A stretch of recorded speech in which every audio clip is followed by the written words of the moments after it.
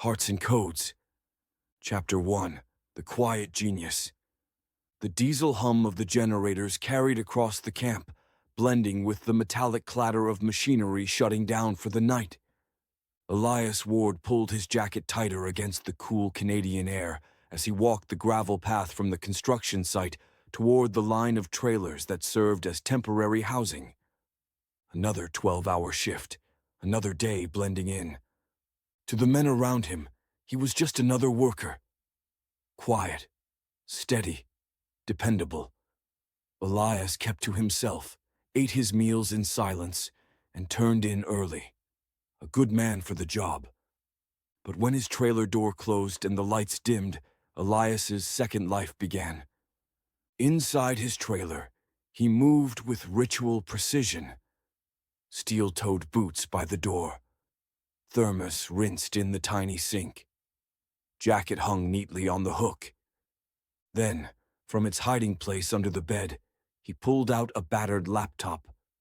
The screen came alive, washing his face in blue light. Lines of code streamed across the display, faster than most eyes could follow. To Elias, they were as natural as breathing. He entered a string of commands and watched the artificial intelligence model run its simulation. This wasn't simple recognition software. It was adaptive. It was learning. No one in the camp would have believed what Elias was building in secret, a program years ahead of anything on Earth. And Elias intended to keep it that way. He lived like this to protect it. Hidden in plain sight, moving from one project to the next, never staying too long, never letting anyone see the truth. Tonight the code was different, faster, smarter. Elias leaned forward, eyes narrowing as the model completed a prediction sequence in half the time it had the week before. He almost smiled. Almost. Then he shut it down. Even victories couldn't erase the risk. The laptop went back under the bed, the desk wiped clean. No trace. Outside, the camp grew quiet. Workers shuffled back to their bunks. The catering crew hauled the last trays of dishes from the mess hall. One of the men passing by glanced at him and called out casually, "Working late again?" Elias gave only a short nod, his voice low. "Something like that." The man shrugged and kept walking. Elias locked his door, sat on his narrow bed, and stared at the ceiling. Loneliness pressed hardest in moments like these. The projects gave him purpose, but not warmth. The men respected him, but didn't know him. And the AI, as brilliant as it was becoming, could never give him what he lacked most: connection. Far away, in a glass-walled conference room in Langley, Virginia, his name appeared on a screen. A photo, a file, a red tag that meant only one thing: priority. A man in a gray suit tapped the folder with his finger. "Canadian. Off the grid. Building something we need. We can't approach him directly." He'd vanish. The director's eyes shifted to a younger analyst who had just mentioned a name: Emma Clark. The director nodded once. "Find her. Bring her in. If Ward is untouchable, maybe she's the way in." Back in his trailer, Elias closed his eyes, unaware his life was already changing. For now he remained what he had always been, a man alone, a genius in hiding. But somewhere, a new thread had been pulled, tightening around him, drawing him toward a future he could neither predict nor control. Chapter 2. The Recruitment. Emma Clark had never been inside a government building before. The security gates, the fluorescent lights, the cold marble floor.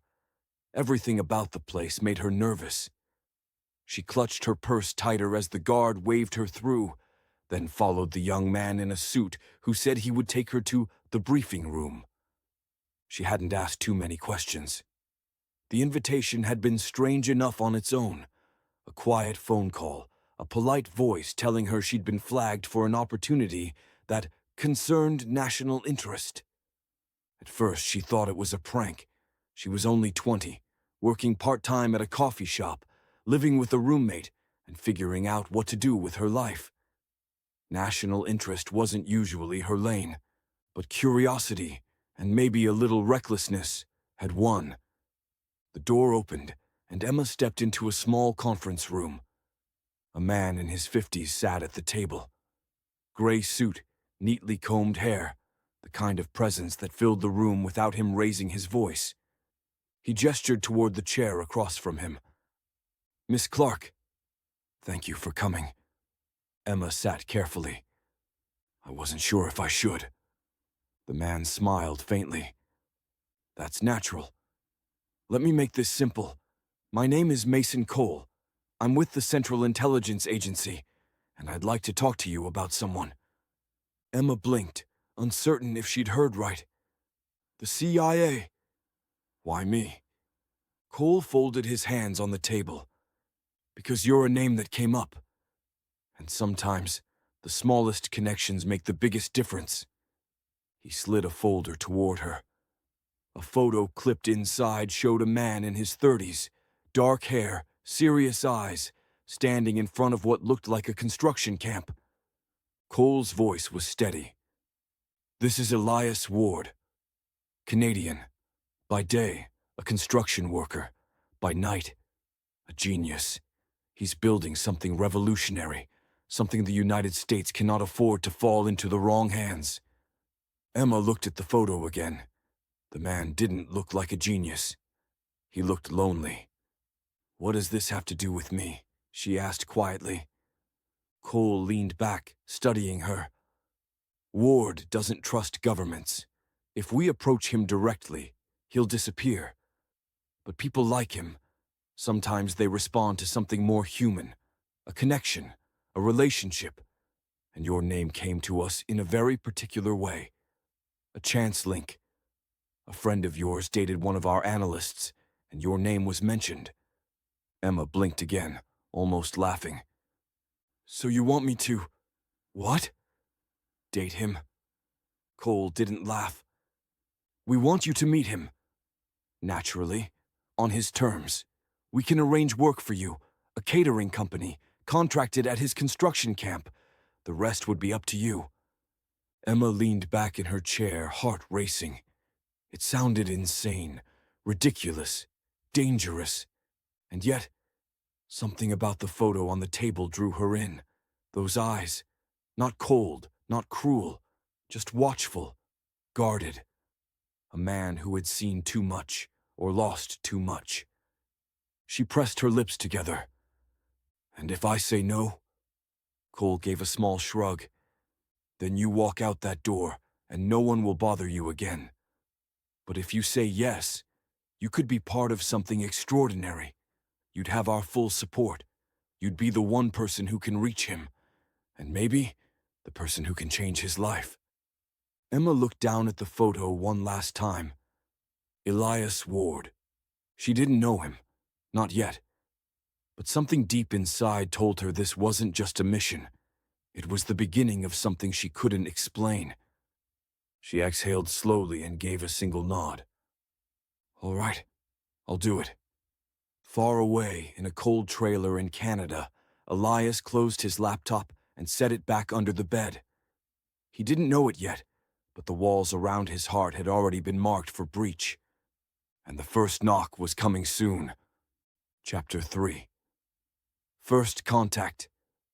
The catering truck rattled over the gravel road, dust rising behind it in the cool morning air. Emma sat in the passenger seat, nervously clutching the strap of her bag. She had spent the last 2 weeks in quiet training with the CIA. Not spycraft, not weapons, nothing like that. Just preparation, how to blend in at camp, how to carry herself, how to notice small details without drawing attention. Now it was real. The construction camp came into view. Rows of trailers, heavy machinery at rest, men in orange vests moving like ants across the site. It looked ordinary, almost boring. But Emma knew one of those men wasn't ordinary at all. Her heart raced. Elias Ward was here. The catering company's staff moved quickly, unloading boxes and setting up the long tables inside the mess hall. Emma tied on her apron and followed instructions. Coffee urns to the side, trays of eggs, bacon, toast. Keep the line moving. The men filed in hungry and loud, their boots thudding against the metal floor.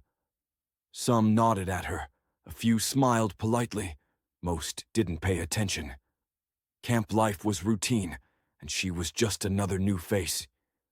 And then he walked in. Elias Ward, she recognized him instantly from the photo. Taller than she expected. Shoulders broad from labor, dark hair tucked under his cap. His face was serious, unreadable, but his eyes were sharp, scanning, taking in everything. He moved through the line without a word, plate in hand, nodding politely when Emma served him scrambled eggs. "Thank you," he said quietly, his voice low but firm. Emma almost forgot to breathe. "You're welcome," she managed, offering a small smile. He didn't linger, just moved on, found a seat at the edge of the room, and ate alone. The day passed in a blur of serving meals and cleaning trays. Emma stole glances when she could. Elias worked like the others, but there was a precision to him. Efficient. Focused. He didn't joke or complain like the rest of the crew. At dinner, the line formed again. This time Elias hesitated, looking at her for a moment longer as she scooped potatoes onto his plate. "New here?" he asked, his tone cautious. Emma nodded. "Yeah, first week." Elias gave a small grunt of acknowledgement. "Long hours. You'll get used to it." He moved on again, but the brief exchange felt like something more. A door cracked open, just slightly. Later that night, Emma sat on her narrow bunk in the staff quarters, staring at the ceiling. It had been nothing, a thank you, a simple question, but her mind replayed it again and again. Elias Ward wasn't unfriendly. He wasn't rude. He was guarded, careful. And for the first time since she agreed to this mission, Emma felt a strange certainty. This wasn't going to be easy. But there was something about him, something in those eyes, that made her want to try. Outside, the camp lights glowed against the dark Canadian sky. Inside, two strangers had spoken only a handful of words, but the first thread between them had been tied. Chapter 4: Friendship in the Shadows. The camp settled into its rhythm. Days of heavy labor, nights of tired laughter, card games, and too much coffee. For Emma, the first week blurred into the second. She found her place with the catering crew, serving meals and washing trays, blending into the background just as planned. But Elias Ward never stayed in the background for her. He was always there, quiet and apart, moving through the cafeteria line like a shadow. He spoke little, but when he did, it was with calm certainty. A nod of thanks, a question about the food, a brief glance that lingered just long enough to make Emma wonder what he saw in her. One evening, after the dinner rush had passed, Emma carried a tray of leftovers outside to the bins. The air was crisp, the sky painted with streaks of purple and gold. She nearly dropped the tray when she saw Elias sitting alone on the steps of a trailer, a battered notebook open in his hands. He looked up, his eyes sharp but not unkind. "Long day?" he asked. Emma set the tray down, brushing her hands against her apron. "Always. Feels like I've been on my feet since sunrise." Elias gave a faint smile, almost imperceptible. "You'll get used to it. Or you'll hate it. Sometimes both." Emma laughed softly, the sound surprising even herself. "That doesn't sound very encouraging," he shrugged. "It's honest." She hesitated, then nodded toward the notebook. "What are you working on?" Elias closed it quickly, tucking it against his side. "Just notes. Ideas. Nothing special." His tone was careful, as though a wall had gone up between them. Emma didn't push. She simply sat on the nearby railing, giving him space. "I used to write in journals when I was younger. Not ideas, just feelings. Looking back, most of it was nonsense. But it helped. For the first time, Elias looked directly at her, really studying her face. Most people don't keep writing. They just talk.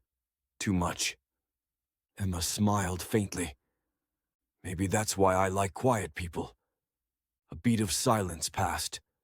Then, slowly, Elias opened the notebook again, not to show her, but to continue writing, as though her presence no longer disturbed him.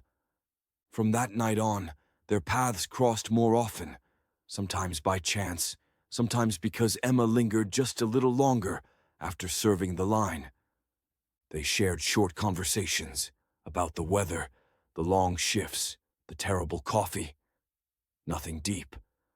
But there was a rhythm to it, a small thread of connection weaving itself quietly through the days. Emma didn't rush it. She couldn't. This was the start of something fragile, something real. And though Elias never said it aloud, the way his eyes softened when she spoke told her he felt it too. Far away, in a darkened office, Director Mason Cole reviewed the latest surveillance notes. "Contact established," the report read. "Clark and Ward are speaking." No resistance noted. Cole tapped the page with a finger and allowed himself the faintest smile. The mission had begun. Chapter 5: The Long Game. Winter came to the camp like a clenched fist. Snow drifted against the trailers, and the men trudged through icy wind in heavy boots and thicker coats. The catering staff worked double shifts to keep hot food on the tables. Emma's cheeks flushed red from the cold as she carried trays from the truck to the mess hall, but she never complained. It was during one of those frozen mornings that Elias appeared at her side, lifting a box from her hands without a word. "You'll freeze carrying these alone," he said. Emma smiled, brushing hair from her face. "Thank you. I was starting to lose feeling in my fingers." Elias gave the faintest smirk, then carried the box inside. He didn't linger. He never did. But Emma felt something shift that day, a small, unspoken gesture that meant more than any words. Months passed. Spring thawed the ground, then summer heat returned. The men cycled in and out of camp, but Emma stayed. Always steady, always there. And with each passing season, her quiet friendship with Elias deepened. Sometimes they ate together on the steps of a trailer, sharing coffee from a thermos. Sometimes they walked into town on Sundays, speaking of ordinary things, books she read, places he'd worked, the way he preferred silence over crowds. Their conversations remained careful, but softer now. His walls, once impenetrable, had cracks. Emma never asked too much. She never pushed. She let the time do its work. Back in Langley, the CIA tracked every step. Reports came in quarterly. Clark has established trust. Ward initiates conversation. No signs of suspicion. Director Mason Cole read them with quiet satisfaction. The strategy was working. 2 years of patience. 2 years of Emma's life slowly entwining with Elias's. And through it all, she stayed committed, not because the CIA asked her to, but because she wanted to. On a late autumn evening, Emma sat with Elias by the lake just outside town. The trees burned red and gold in the fading light. Their breath rose in small clouds as the water rippled gently against the shore. Elias spoke quietly, his gaze fixed on the horizon. "Most people don't last out here. Camps like this, they're hard, temporary. Nothing feels permanent." Emma glanced at him, her voice soft. "And you? Do you feel permanent anywhere?" He was silent for a long time. Then, finally, he shook his head. "Not yet." Emma wanted to reach for his hand. She wanted to tell him she hoped that would change, but she held back. Some things had to grow in their own time, and this, whatever it was between them, was worth waiting for. Far away, in a dimly lit office, Mason Cole closed the latest report with a thin smile. 2 years, he murmured. He's almost hers. Chapter 6. Glimpses of Genius. The night was quiet, the camp swallowed by a blanket of snow.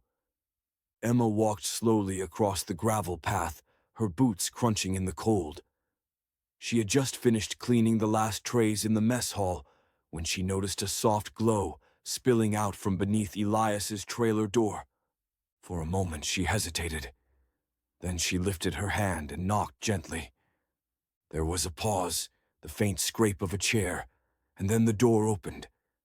Elias stood there, wearing a plain gray shirt, his hair slightly mussed, his expression unreadable.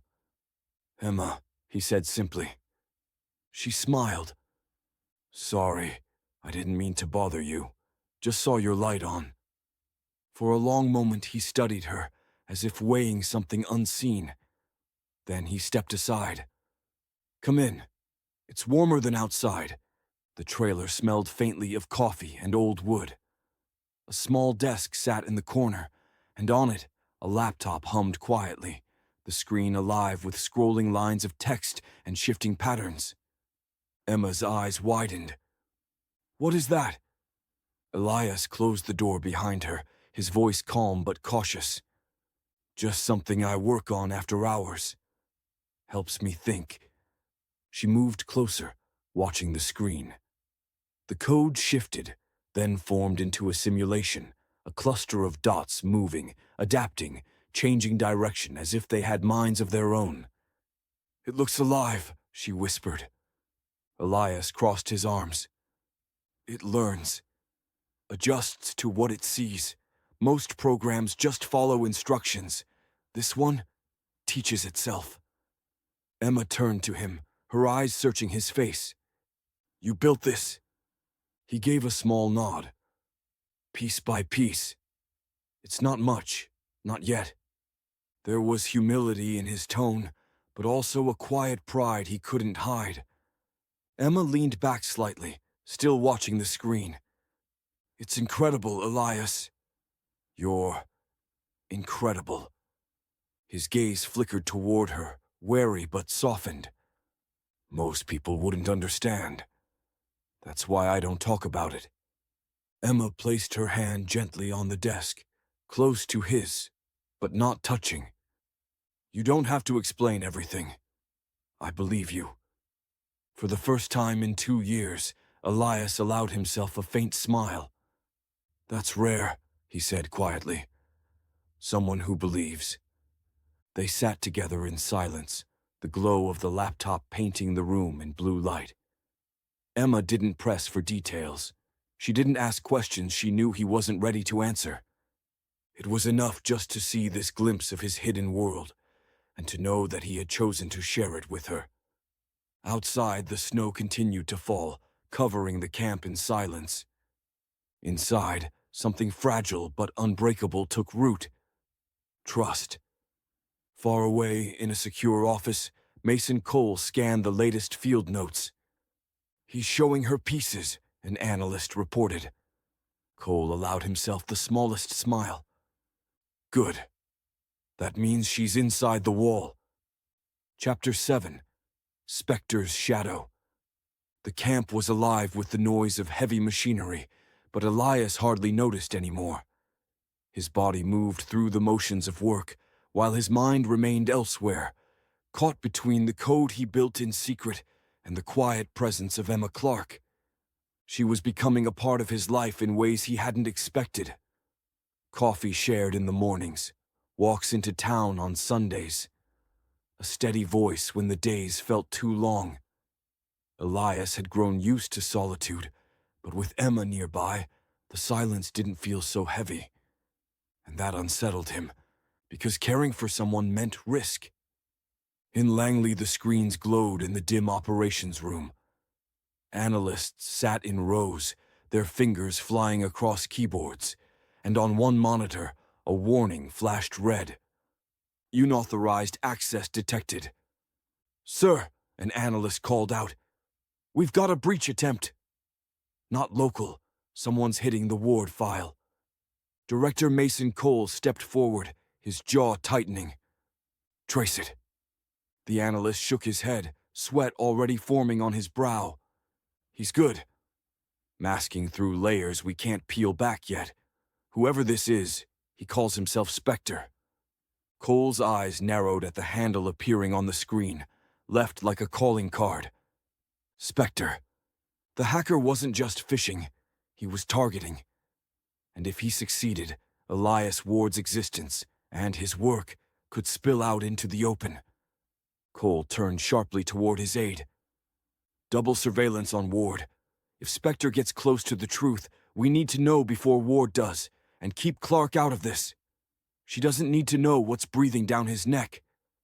That night, Emma knocked on Elias's trailer door, carrying 2 steaming cups of coffee.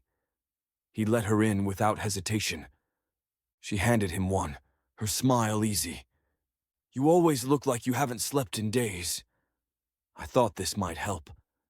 Elias accepted the cup, his fingers brushing hers for a brief second.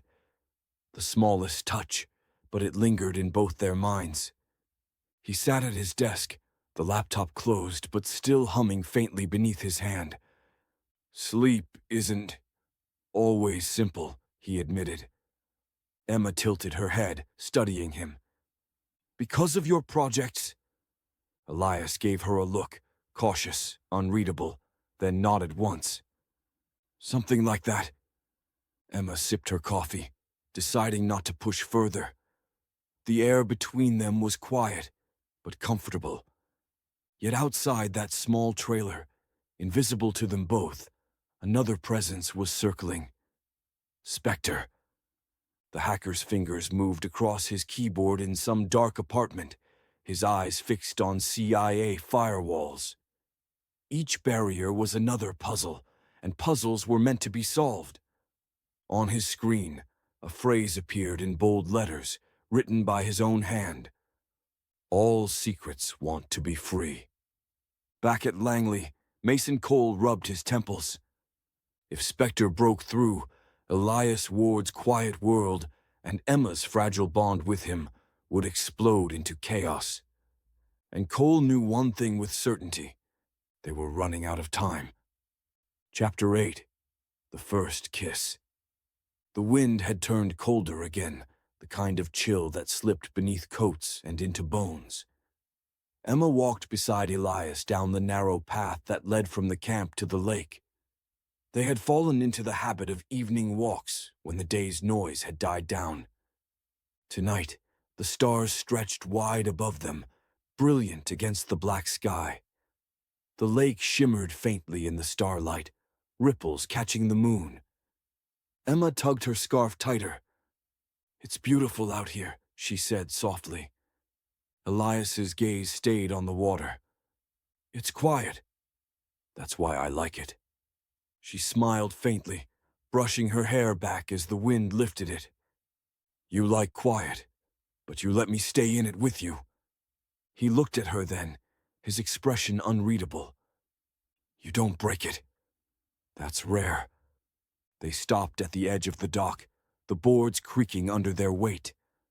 Emma leaned on the railing, her breath fogging in the cold air. Elias stood close, his presence steady, grounding.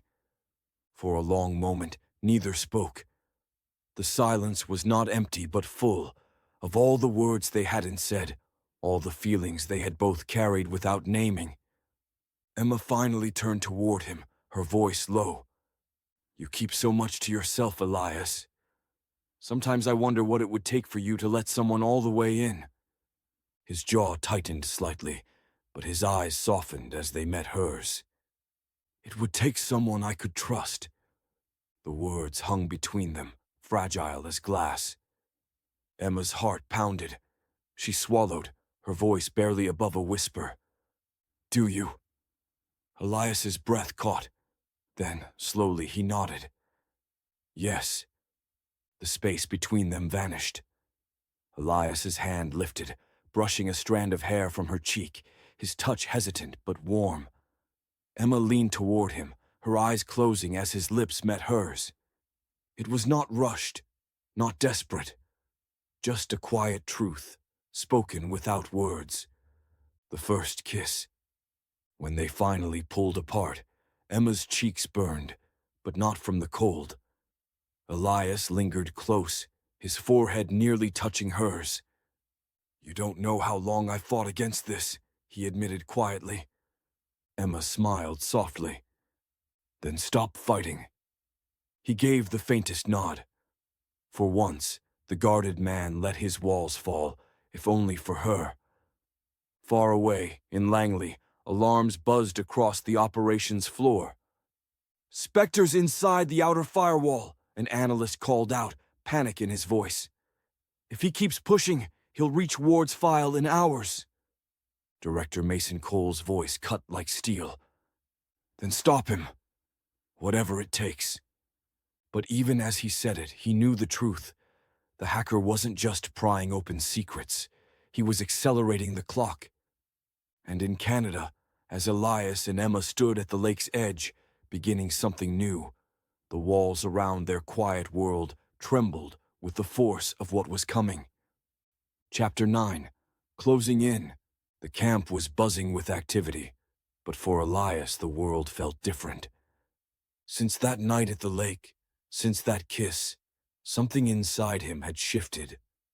The walls he had built for years were no longer quite as strong. Emma's laughter softened the long days.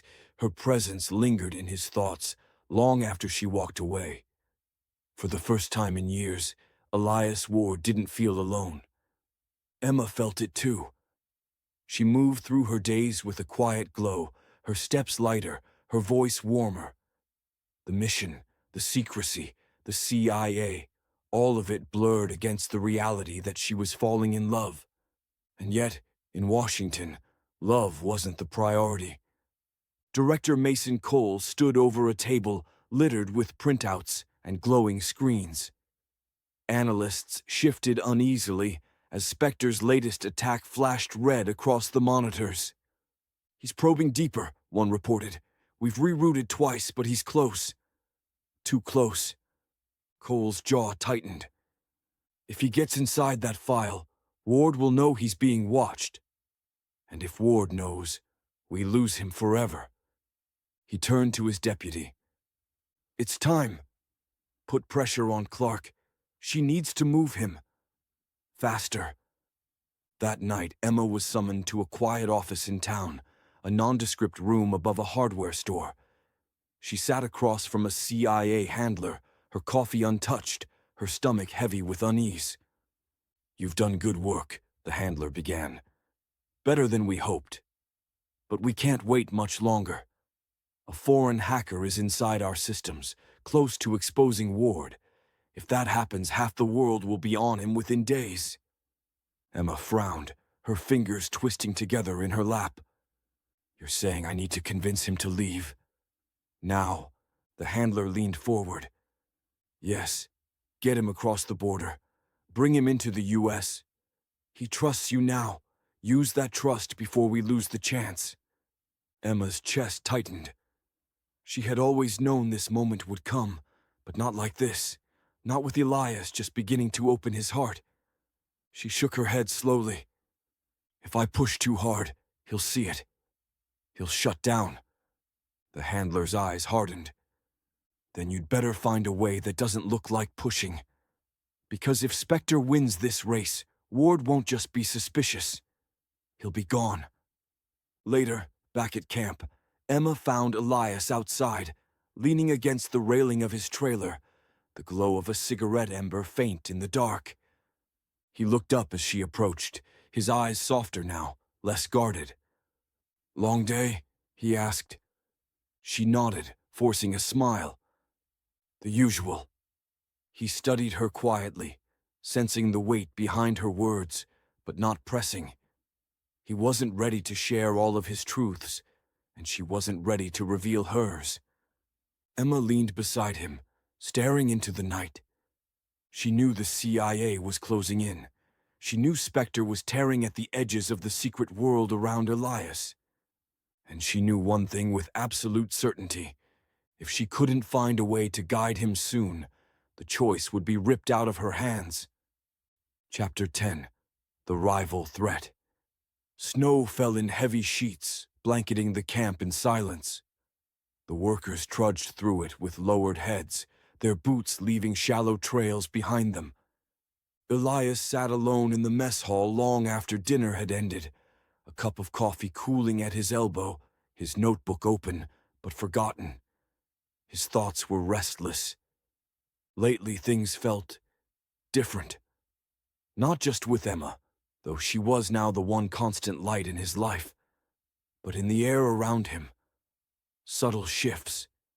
Shadows where there shouldn't be. He noticed more unmarked vehicles near the camp, men in plain clothes who didn't look like laborers. And sometimes when he logged onto his system, he felt it, a stutter in the code, a pressure at the edges, as if someone were scratching at the door of his creation. He told himself it was paranoia.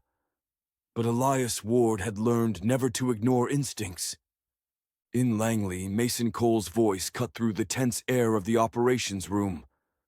"We've contained Spectre, for now, but not before he leaked fragments. Small, scrambled files. Enough to catch attention." On the screens, intercepted transmissions flickered, coded chatter between rival intelligence services.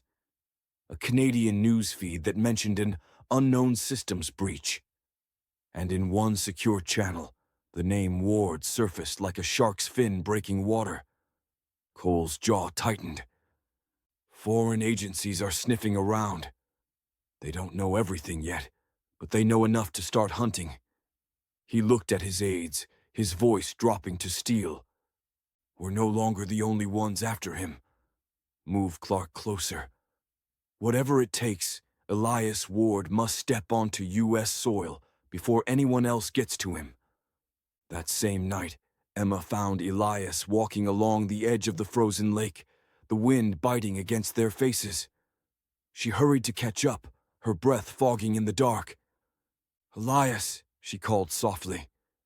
He turned, his eyes shadowed, his posture tight. "Do you ever get the feeling you're being watched?" he asked. The question caught her off guard. She swallowed hard.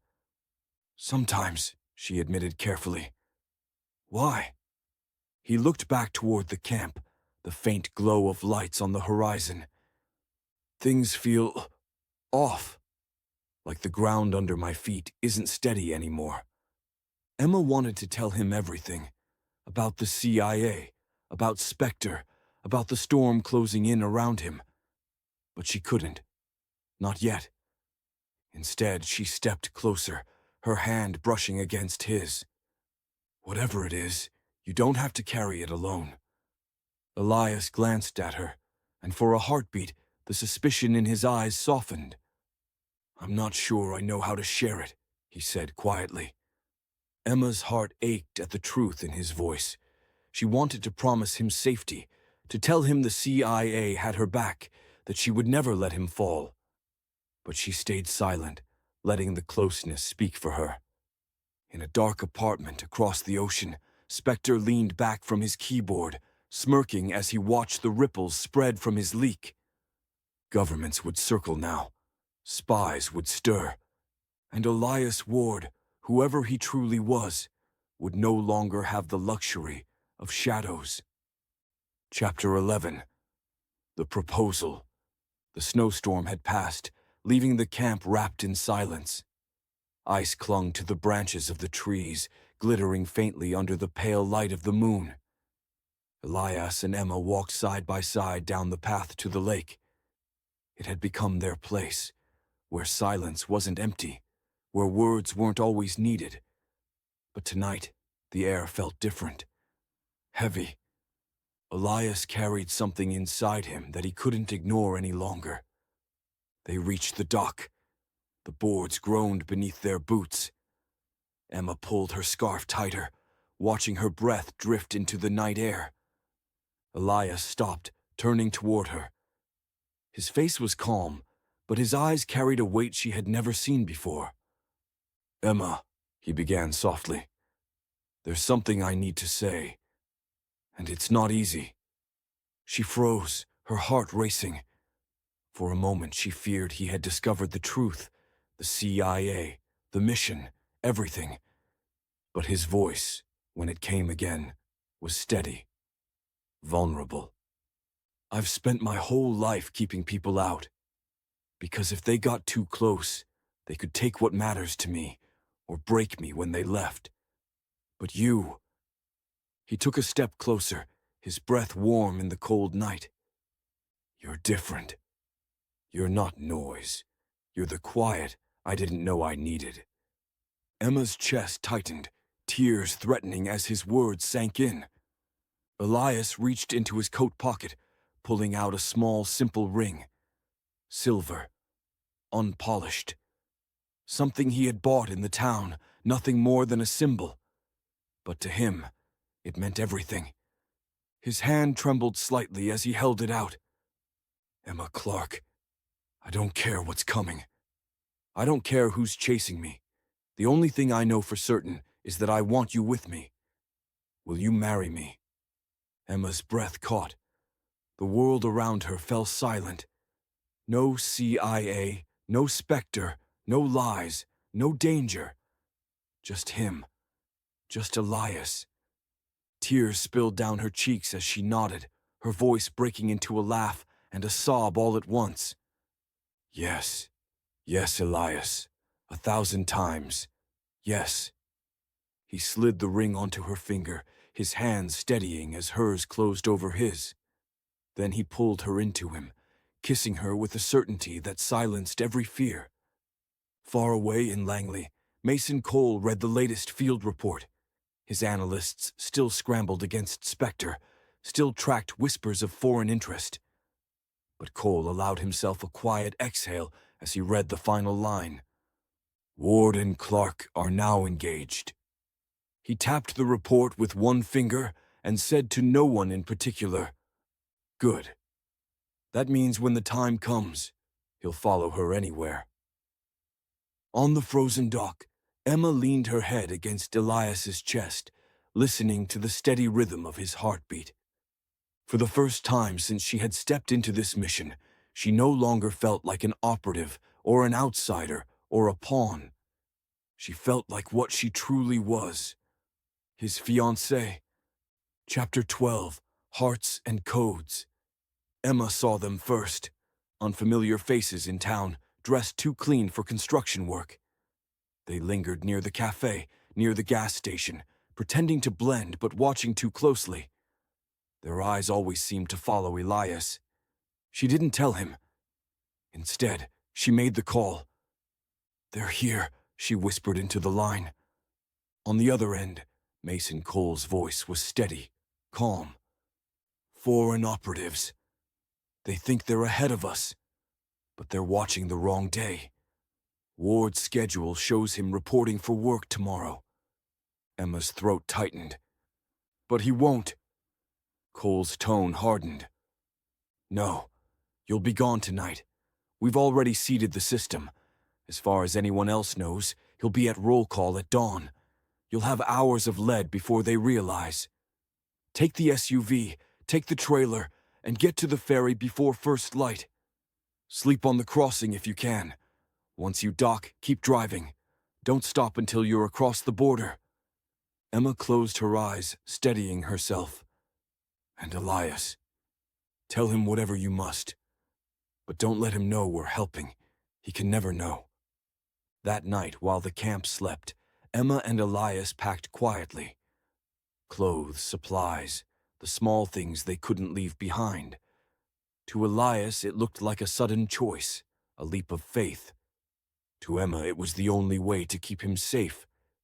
They drove through the dark in a battered SUV, pulling a small trailer. Elias's hand rested over hers on the console, his expression calm but thoughtful. "You're sure about this?" he asked. Emma nodded, forcing a steady smile. "I've never been more sure."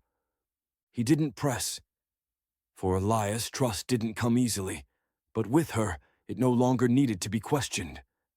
The ferry rocked gently as they slept in the back seat, the sound of water lapping against the hull soothing in the night. By dawn, the horn blared, announcing their arrival. As the SUV rolled down the ramp onto solid ground, Emma's eyes flicked to the deck. She saw them, men in dark coats, boarding with careful precision, their eyes scanning the vehicles. Too late. They were stepping on as she and Elias were driving off. Emma tightened her grip on the wheel, her breath catching. Elias noticed. He looked ahead, the open road stretching south, and allowed himself the faintest smile. "On our way to America," he said quietly. "With my fiancée." Behind them, the ferry pulled away again, carrying those who had come too late. Emma's heart swelled. She smiled, knowing the mission was complete. And more than that, her life was beginning. She was getting married, and together they were on their way to a new home in the United States. Director Mason Cole received the report an hour later. He closed the file, leaned back in his chair, and gave a small, satisfied nod. "Then they made it," he murmured. "Good. Let him live free, so long as he lives with us." And with that, the CIA stepped back, fading into the shadows from which they had come. Months later, under the warm sun of a quiet American coast, Elias Ward sat in a modest office. Not a secret lab, not a hidden trailer, a real office with real contracts and real backing. His AI hummed across the screen, no longer just his hidden child, but a project given legitimacy, protection, and resources. Investors called, government agencies asked questions, but Elias answered them on his own terms, and every step of the way, Emma was beside him. On the balcony of their new home, she leaned against him as the sun dipped low over the ocean. "Do you ever regret it?" she asked softly. Elias shook his head. "Not for a second. I had to protect what I built. But what I found with you, that's the only thing I'll guard even closer." Emma smiled, pressing her lips to his cheek. "Then we'll guard it together. No longer running, no longer alone." Elias Ward had his freedom, his future, his love. And as the evening light wrapped around them, the man who once hid in shadows finally stepped into the life he was meant to live. A life of hearts and codes,